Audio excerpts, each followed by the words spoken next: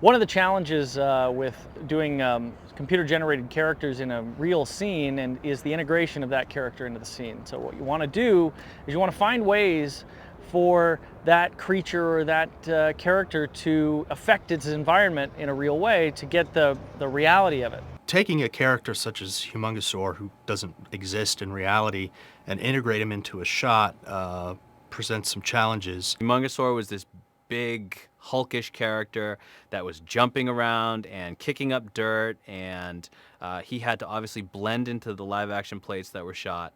So that was really precise, meticulous work that, you know, we had to basically really integrate him well. We had to integrate these live-action elements. All the little details like dust puffs and spray on the pavement, reflections in puddles, all those things combine to create an effect that looks realistic.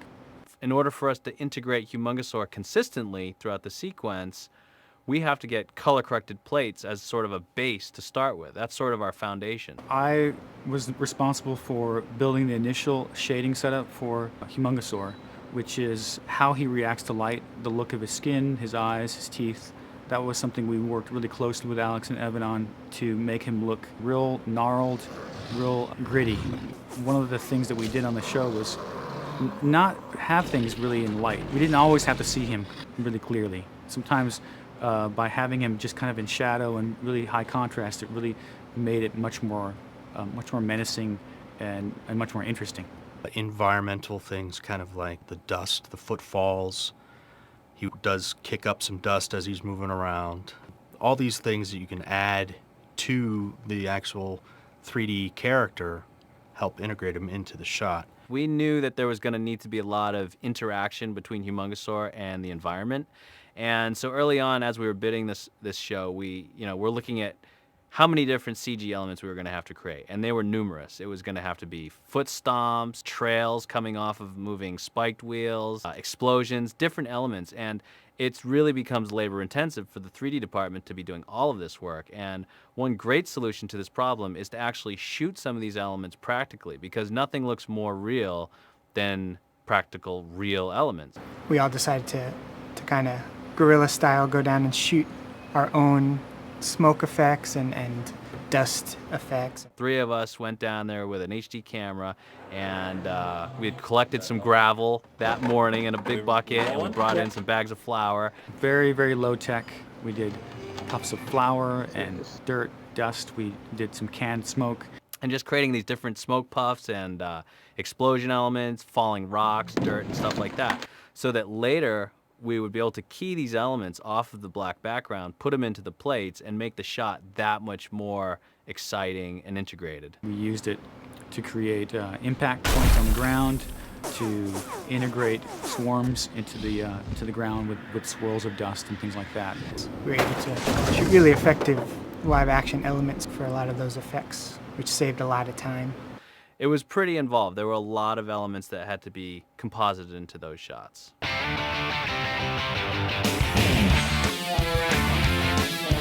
So what we've done here is you can see the effects team is rigging this piece of wall. This bit of concrete here was originally here. This piece of wall is styrofoam.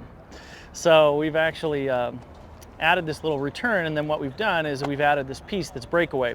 Where you see those tape marks, there's pyrotechnic charges that'll blow out pieces of the wall, and it'll look like something's hit the wall. You see Humongousaur? He smashes the chips, and they go flying behind him over to the other eye line, and they start to form spike wheels. Everyone look over the other eye line. That's kind of whatever. It's kind of a nightmare.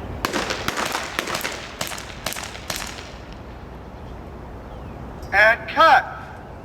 What's hitting the wall is going to be these giant spike wheels that are throwing off pieces at our heroes, which are hiding behind the wall. So our actors can be there safely, stuff can go flying, and we get this really great shot, and then we add our CG stuff into it, and now it feels like it's all part of the same scene.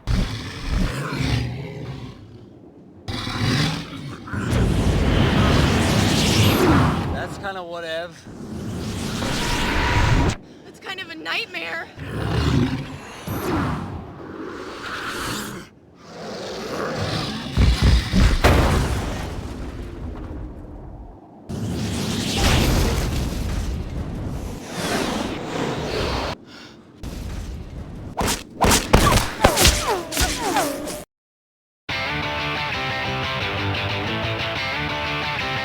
plumber's headquarters scene, we had to take the map graphics and make them look like they were being projected on the wall behind the headquarters.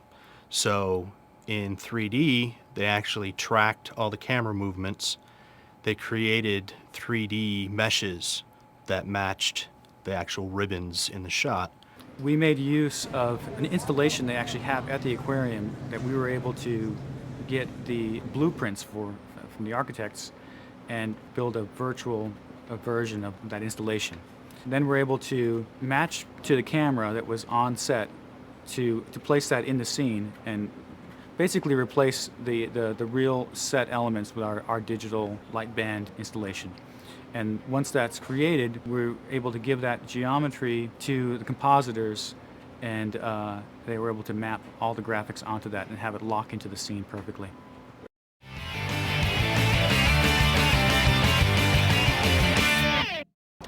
So as you can see here, Kevin's car is taking a little bit of a hit. Last night we photographed this as a huge stunt. The car was driving about 40 miles an hour down the road, hit a big ramp, went flying, smashed itself into these pieces here. So this is great, and it's always fun to do these big stunts. People love to do them, and it's a lot of fun to shoot them, everyone except maybe the driver. So we have a car that basically flips after it's been attacked by one of these spiked balls, and basically on set, the car is going over a steel ramp. But to the viewer doesn't want to see a steel ramp, so we have to remove that, and that's a lot of work in itself. The challenge for us in the visual effects world is now Humongosaur's got to pick this thing up and smash stuff with it. So we have to make a computer-generated version of this car. And there are lots of ways to build and model a car in CG. Some of them are expensive and time-consuming, then others require a lot of cheats and tricks. And because of the budget and the turnaround time, it became very evident that we needed to pull out any kind of a trick out of our bag to be able to make a CG car look very real and make it look wrecked as quickly as possible. You know, you can't control how these things are going to crash. It didn't. We actually thought it would land on its roof.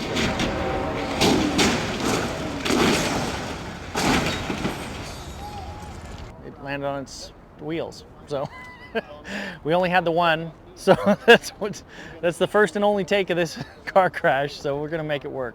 So the process that we used to make the wrecked version of Kevin 11's car was to photograph it from all orthographic angles. So we just got like a straight-on driver's side view, shot of the hood, the front grille, the passenger side, the top ceiling, the trunk, back end of the car.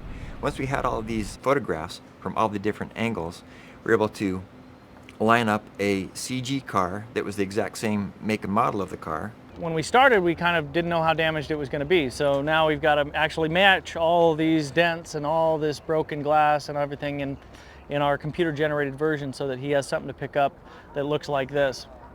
Once we had all of these photographs, we projected the texture directly from the image back onto the geometry. So that gave us a good starting point to have all of the different color layers of the car in place, wrecked with the dirt and all the scratches and all the dents and everything already built into the model. The next part of the procedure was to then build an ambient occlusion shape, which just put in the natural shading that would go along with all of those dents and the grooves and all the different seams that went with the original car. And then once we added a reflection pass and then the broken glass and everything, it really worked very well within the shot for the little bit amount of screen time that they had when Humongosaur was picking up the car. It pulled it off, and we didn't have to spend weeks and weeks developing a photoreal computer-generated car.